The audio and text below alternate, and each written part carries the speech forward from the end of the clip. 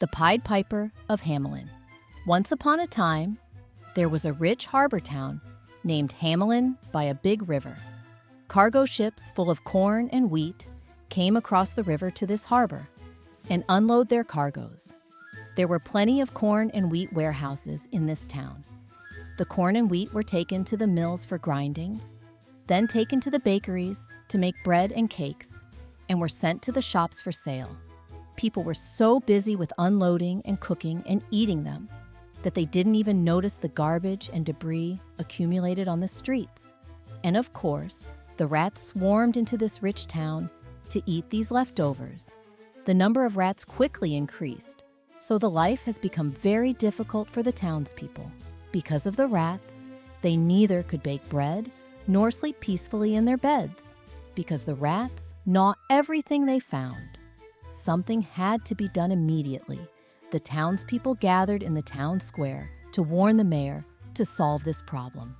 The mayor goes out to the balcony. "My people, you can be sure that what is required will be done. Don't worry about it." He disbanded the crowd, but the townspeople weren't sure about that. They went home to see what the lazy mayor would do. But in the following days, nothing was done. The rats were increasing more and more, and they were eating everything they could reach.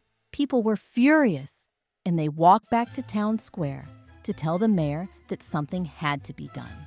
When the mayor didn't show up on the balcony, everyone protested him with one voice. "We don't want rats! We don't want rats!" The mayor finally went out to the balcony stressfully and told them that they had to be patient, and he had a plan. "Mayor, my people," he said, "a big hole will be dug outside the city, and all the leftovers from the streets will be swept up.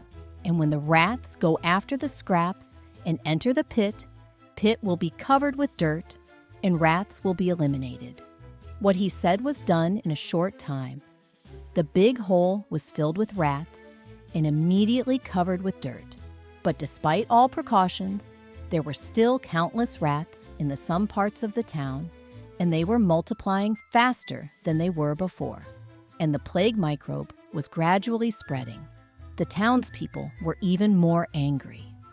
They planned a protest and marched back to town square, carrying dead rats in their hands. The townspeople stated that the mayor's plan did not work. They shouted over and over again, "Either the rats or the president will go." They hung a puppet that looks like the mayor in the square. The mayor went out the balcony with his advisors and in a very tense manner announced that they had no other choice, and whoever would kick out the rats out of town will be given 1,000 gold prize. The next day, a stranger came into town, wearing a hat covered with feathers, seashells, and bones, and with colorful clothes. He had a silver pipe hanging on his shoulder. When the stranger entered town, following wagons from the port, he saw warehouses full of corn and wheat, mills, shops, houses, people, garbage, and rats. When he found out about the mayor's promise, he went right to the city hall. He told the mayor and his advisors that he heard about 1,000 gold prize, and he could kick out the rats who were invading the town. The mayor was very happy to hear that. The piper went out of town hall. He stood in the square and looked around quietly. He took a deep breath and started playing the pipe. Hearing the magical voice of the pipe, all the rats in the town began to gather around the square. They rushed out of windows, doors, pipes, and holes into the square.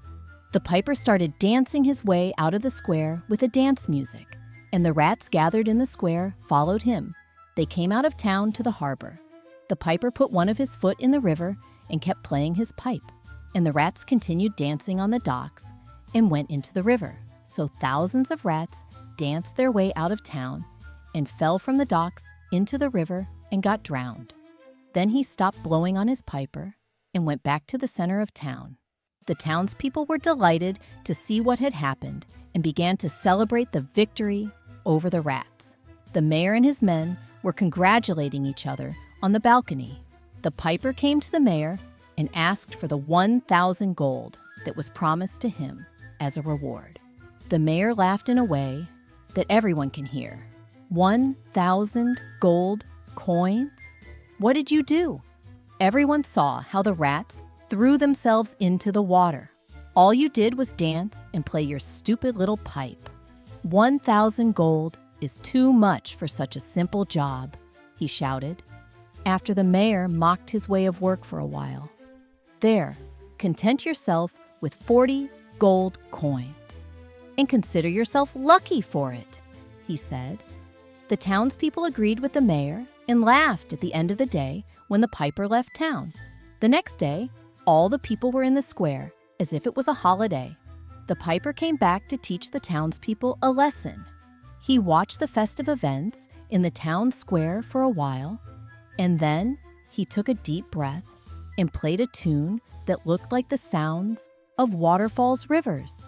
Then he played joyful things like sounds of whales, dolphins, and other tunes that resemble the voice of colorful parrots.